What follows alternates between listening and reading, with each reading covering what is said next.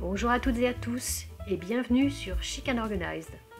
Aujourd'hui, nous allons plonger dans un sujet essentiel pour notre bien-être, notre succès et notre bonheur, l'organisation et l'équilibre entre la vie professionnelle et la vie personnelle.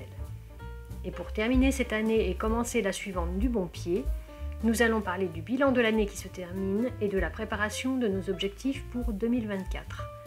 Alors restez bien avec moi jusqu'à la fin pour découvrir des conseils pratiques et des astuces pour une année pleine de réussite et d'épanouissement.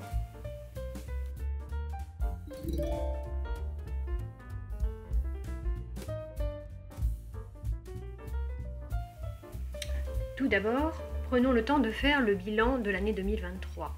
Quels ont été vos succès, vos défis et les leçons apprises?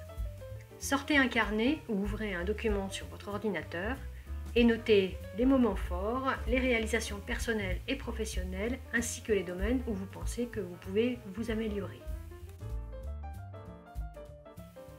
Réfléchissez aux succès et aux réalisations. Prenez quelques instants pour célébrer vos succès, qu'il s'agisse de petits accomplissements quotidiens ou de grands moments. Notez-les. Ces réussites sont les pierres précieuses qui ont illuminé votre année.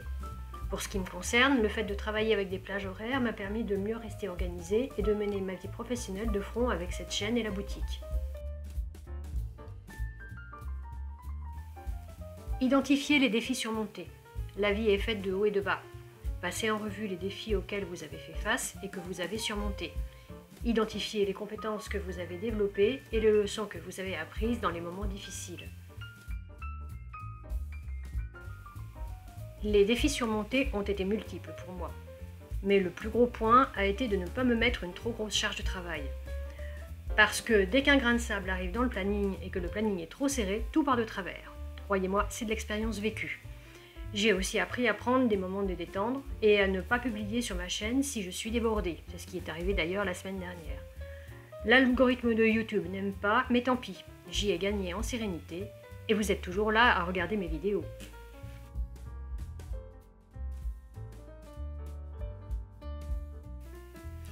Identifiez les domaines d'amélioration. Soyez honnête avec vous-même.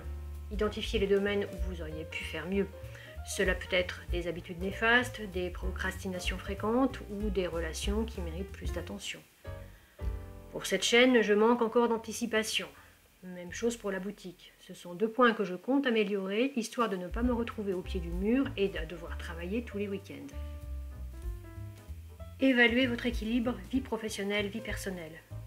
Regardez comment vous avez géré votre temps entre votre vie professionnelle et votre vie personnelle. Avez-vous réussi à maintenir un équilibre sain? Y a-t-il des domaines ou des ajustements nécessaires? Les ajustements, nous y voilà. Je travaille encore beaucoup quand je suis au pied du mur. Je vais donc travailler sur l'anticipation de ce que je dois produire pour éviter le stress de la dernière minute. C'est un travail qui demande du temps et de la persévérance. J'ai réussi à prendre du temps pour moi, à avoir une pratique de sport plus régulière et je dors beaucoup mieux. J'essaie de passer du temps avec la famille, les amis et certaines choses sont non négociables, comme mes cours de danse du mercredi. Maintenant que nous avons pris le temps de réfléchir à l'année passée, ou l'année qui est en train de se terminer, il est temps de se tourner vers l'avenir et de définir les objectifs pour une année 2024 pleine de réalisations. C'est le moment idéal pour tracer une feuille de route vers le succès, alors plongeons dans la définition des objectifs pour l'année à venir.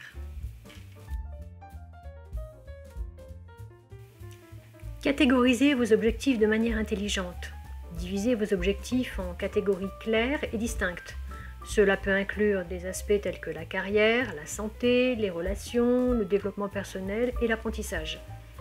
Cette catégorisation vous permettra de visualiser votre vie dans son ensemble et de garantir un équilibre dans vos aspirations. Vous pouvez même définir un objectif dans chacune de ces catégories.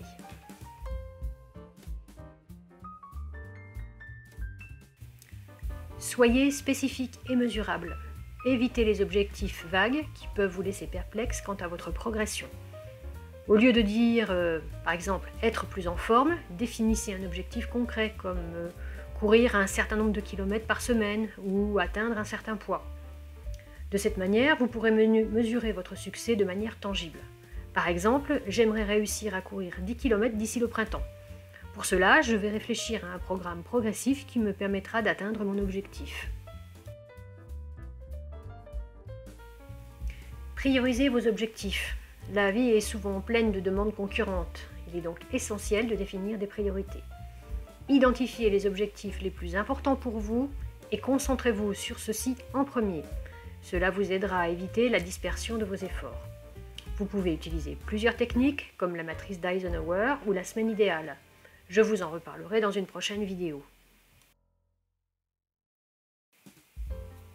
Fixez des délais réalistes. Donnez-vous des échéances claires pour chaque objectif. Cela crée un sentiment d'urgence et vous motive à rester sur la bonne voie. Assurez-vous cependant que ces délais sont réalistes pour éviter le stress inutile. Il n'y a rien de pire de voir que l'on n'a pas assez de temps pour réaliser un objectif. L'impression de ne pas être suffisamment bon peut surgir et le syndrome de l'imposteur peut revenir au galop. Et je sais de quoi je parle. Visualisez vos réussites. Prenez le temps de visualiser le succès. Imaginez-vous atteignant vos objectifs et ressentez les émotions associées à ces succès. Cette technique renforce votre motivation et vous aide à rester concentré sur vos aspirations, même lorsque les défis se présentent. C'est ce que font les grands sportifs pour réussir leur épreuve. Ils se voient en train de réaliser leur épreuve, ils en connaissent tous les détails et peuvent ainsi se projeter dans leur réussite.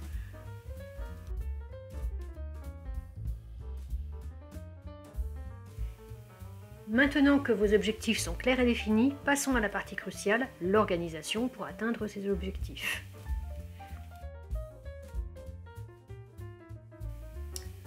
Calendrier et planification. Même si nous ne sommes qu'encore qu'en 2023, vous pouvez utiliser un calendrier pour noter les échéances et les événements importants. Planifiez également du temps pour vos objectifs, que ce soit pour le travail, l'exercice ou simplement pour vous détendre. Vous pouvez définir des plages de temps pour travailler à la réalisation de vos objectifs. Cela fonctionne particulièrement bien pour les objectifs sportifs et d'apprentissage car ils sont faciles à mesurer.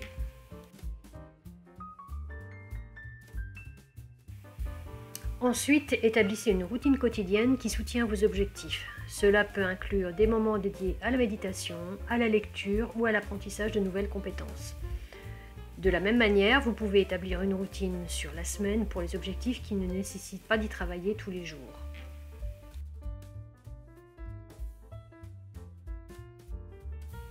Ne surchargez pas votre emploi du temps.